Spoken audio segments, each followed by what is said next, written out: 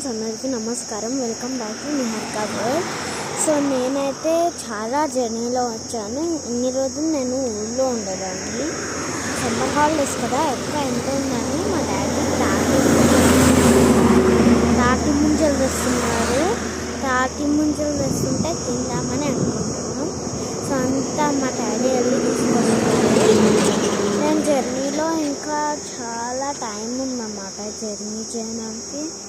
ఇంకొంచెం ఉంటే నేను తింటాను. డాడీ వాళ్ళు అక్కడ తీసుకుంటున్నారు. ఇంకా అయితే నేను చూపిస్తాను, ఆగండి వాళ్ళు ఎలా తీసుకుంటున్నారో. ఓకే, చూద్దాం.